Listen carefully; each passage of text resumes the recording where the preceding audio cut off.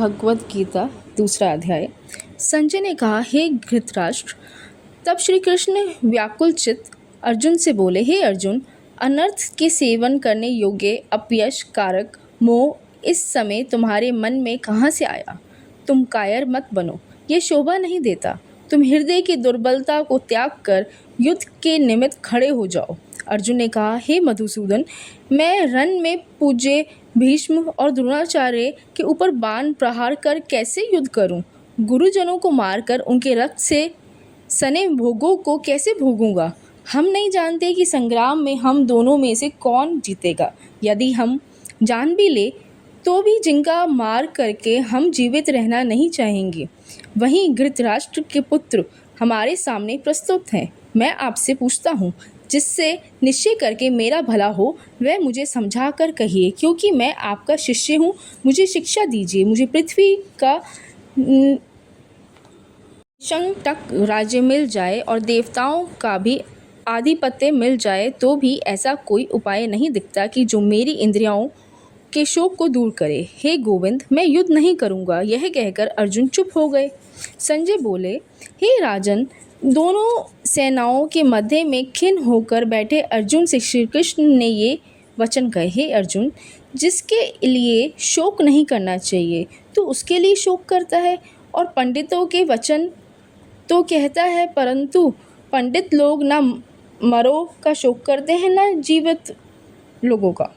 यह बात असंभव है कि मैं पहले ना था, तुम ना थे और ये राजा भी ना थे और इसके बाद नहीं रहेंगे।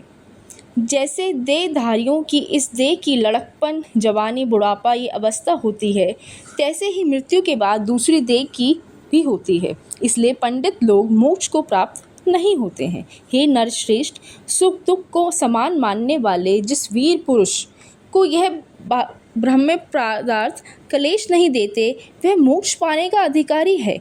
असक्त वस्तु का तो अस्तित्व नहीं है और सम का अभाव नहीं है। इस प्रकार इन दोनों को ही तत्वज्ञानी पुरुषों ने देखा है। जिससे सारा संसार व्याप्त है उसको अविनाशी जानो, क्योंकि नाश रहित आत्मा का विनाश करने में कोई समर्थ नहीं है।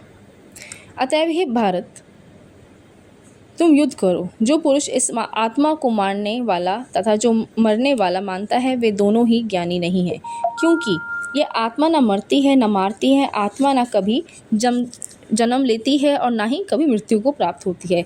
नष्ट होने पर भी वह नाश को प्राप्त नहीं होती। जो पुरुष इस आत्मा को नित्य, अविनाशी, निर्विकार और अजन्मा जानता है, वह किसको घात करेगा और किसको मारेगा। जिस प्रकार मनुष्य पुराने वस्त्र को फेंक कर नए वस्त्र ग्रहण करता है, उसी प्रकार आत्मा पुरानी देह छोड़कर नई देह धारण करती है। आत्मा को शस्त्र नहीं काट सकते हैं, अग्नि नहीं जला सकती है, जल भिगो नहीं सकता। क्या अविनाशी, सर्वव्यापी, स्थिर, अचल और सनातन है।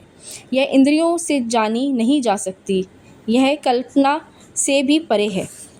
इसलिए ऐसा जानते हुए तुम्हें शोक नहीं करना चाहिए, यह उचित नहीं है। हे महाभाव, यदि तुम इस आत्मा को नित्य जन्म लेने और नित्य मरने वाली मानते हो तो भी तुमको शोक नहीं करना चाहिए, क्योंकि जो जन्मा है उसकी मृत्यु और जिसकी मृत्यु हुई है उसका जन्म निश्चय है। अतएव जो बात अनिवार्य है उसके लिए सोच करना व्यर्थ है।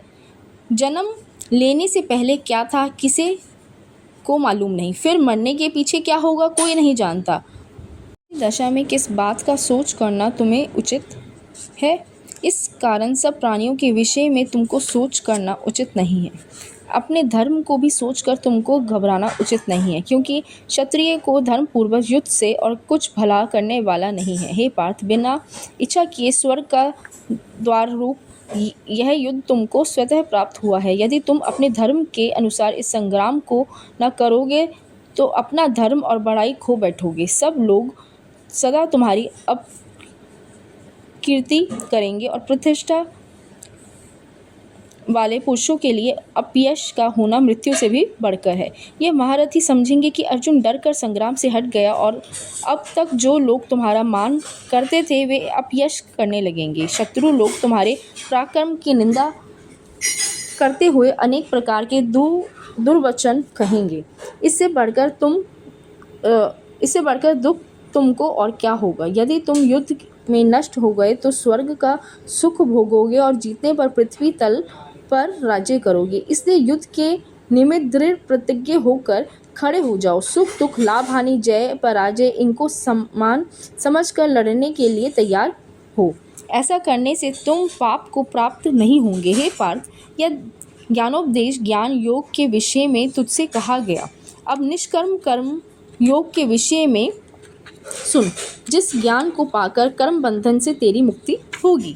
कर्म योग मार्ग एक बार प्रारंभ किए बिना कर्म का यश नाश नहीं होता और विघ्न पड़ने पर भी शुभ फल होता है, और इस कर्म का केवल प्रारंभ ही संसार के भय से छुड़ाकर पूर्ण ब्रह्म प्राप्त कराता है। निश्चय करने वाली बुद्धि इस निष्काम कर्म में एक ही है और कामना वाले पुरुषों की बुद्धि एकाग्र नहीं रहती। उनकी शाखा प्रशाखाएं होती है। ऐसा दशा में मनुष्य संदेह में रह जाता है। हे अर्जुन, अज्ञानी उस पुष्पिता वाणी को ही स्वर्ग सुख से बढ़कर कुछ नहीं समझते। स्वर्ग सुख को ही जो उत्तम पुरुषार्थ समझते हैं, उनका कामनाओं से चित्त व्याकुल होने के कारण निश्चयात्मक बुद्धि से मोक्ष साधन को नहीं उत्पन्न होती, कारण कि उनका चित्त भोग आदि में सदैव निमग्न हो रहता है।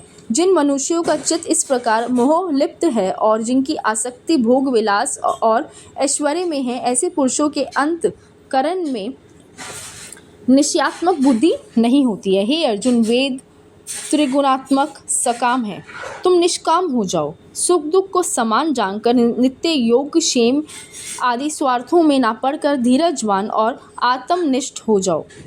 जैसे छोटे छोटे अनेक जलाशयों में मनुष्य का कार्य सिद्ध नहीं होता, बड़े जलाशयों से वे सब प्रयोजन अनायास ही सिद्ध हो जाते हैं, उसी तरह संपूर्ण वेदों में कहा हुआ काम कर्मों का फल ब्रह्म में भक्ति रखने वाले मनुष्य को सहज ही में प्राप्त होता है। तुमको केवल कर्म करना चाहिए, फल तुम्हारे अधिकार में नहीं है। तुम ना तो फल की अभिलाषा से काम करो, ना निकम्मे ही रहो। फल की आशा त्याग कर कार्य की सफलता को समान मांगकर तुम योगास्थ होकर कर्म करो। यही कर्म ज्ञान योग है। इस बुद्धि योग सहित कर्म से अन्य कर्म अत्यंत हीन है। इसलिए तुम बुद्धि योग का आश्रय ग्रहण करो। फल की इच्छा रखने वाले निकृष्ट होते हैं। निष्काम कर्म करने वाला पुरुष ईश्वर कृपा से इसी संसार में सुकृत तथा दुष्कृत इन दोनों ही का त्याग कर देता है। इसलिए तुम निष्काम कर्म में प्रवृत्त हो जाओ। कर्म फल को त्याग कर ही बुद्धि युक्त ज्ञानी पुरुष जन्म बंधन से हटकर मोक्ष को प्राप्त होते हैं। जब तुम्हारी बुद्धि मोह वन के बाहर निकल जाएगी, तब तुम्हारा मन आगे सुनने वाली तथा हुई बातों से विरत हो जाएगा। अनेक श्रुति स्मृतियों के वचनों को सुनने से तुम्हारी बुद्धि भ्रमित हो गई है। जिस समय वह निश्चल होकर आत्मा में स्थित होगी, तभी तुमको तत्व ज्ञान प्राप्त होगा। अर्जुन ने पूछा, हे केशव, आत्म स्वरूप में निश्चल बुद्धि वाला किसको कहा गया है? उसके लक्षण क्या है? श्री कृष्ण जी बोले, हे अर्जुन, जो महापुरुष मन की सब कामनाओं को त्याग देता है और अपने आप में ही प्रसन्न रहता है, उसको निश्चल बुद्धि कहते हैं। दुख में किसकी मन को खेद नहीं होता और सुख में किसको आसक्ति नहीं होती और प्रीति भय क्रोध जिसके जाते रहते हैं, वह महात्मा स्थिर बुद्धि वाला मनुष्य मुनि कहलाता है। जो शुभ पदार्थ प्राप्त होने से हर्ष नहीं करता, अशुभ से अप्रसन्न नहीं होता, उसी को स्थिर बुद्धि जानना चाहिए। और कछुआ जैसे अपने अंगों को सिकोड़ लेता है, उसी तरह जो पुरुष अपनी इंद्रियों को विषयों से हटाता है, उसकी बुद्धि स्थिर जानी चाहिए। निराहारी पुरुष के विषय घट जाते हैं, परंतु विषयों में उसकी चाह बनी रहती है। परब्रह्म का अनुभव होने पर चाह भी घट जाती है। अर्जुन, मोक्ष में प्रत्यक्ष करने वाले विद्वान व्यक्ति को भी प्रबल इंद्रियां बलात्कार से उसके मन को जीत लेती है। इसलिए सब इंद्रियों के विषयों से रोक मेरे विषय में तत्पर हो जाओ। जिसने इंद्रियों को वश कर लिया है, उसी की बुद्धि निश्चल है। जो पुरुष विषयों के ध्यान में रहता है, उसकी प्राप्ति हो जाती है। प्राप्ति होने से कामना होती है, इच्छा के पूर्ण ना होने से क्रोध की उत्पत्ति होती है, क्रोध से अविवेक होता है और अविवेक से स्मरण शक्ति नष्ट हो जाती है। स्मरण शक्ति के नाश होने से बुद्धि क्षय होती है। जिसकी बुद्धि का नाश हुआ वह विनाश को प्राप्त होता है। जो पुरुष राग द्वेष से रहित हो अपने मन को वश में रखता है वह शांति को प्राप्त होता है। शांति मिलने पर सब दुखों का नाश हो जाता है। प्रसन्नचित्त वाले की बुद्धि निश्चल होती है और जो पुरुष योग युक्त नहीं है उसकी निश्चल बुद्धि उत्पन्न नहीं होती। ईश्वर में भावना नहीं होती। भावना के ना होने से शांति प्राप्त नहीं होती। अशांत को सुख कहाँ से मिलेगा? जैसे वायु नाव को जल में खींच ले जाती है उसी प्रकार इंद्रियां उस पुरुष की बुद्धि का नाश कर देती है जिसका मन विशेष सिद्धि से इंद्रियों के पीछे लग जाता है। इस कारण हे महाभाव, जिसने इंद्रियों को विषयों से सर्वार्थ रोक रखा है उसकी बुद्धि स्थिर है। जो सब प्राणियों की रात है में संयमी जागता रहता है और प्राणी मात्र जिस समय जागते हैं मुनिजनों की वह रात्रि है। जल से भरे समुद्र में और नदियों का जल भरने पर भी वह अपनी मर्यादा पर रहता है। उसी प्रकार जिस पुरुष में इच्छा के न रहने पर भी सब विषय भोग प्रवेश करते हैं उसी को शांति मिलती है। विषयों की इच्छा करने वाले को शांति नहीं मिलती। जो सब कामनाओं को छोड़कर तथा इच्छा रहित विचरता है और ममता अहंकार जिसमें नहीं है वह शांति को प्राप्त होता है। हे पार्थ, ब्रह्म स्थिति यही है। ऐसी स्थिति मिल जाने पर प्राणी फिर मोह में नहीं फंसता और अंत समय में निवारण ब्रह्म को प्राप्त होता है।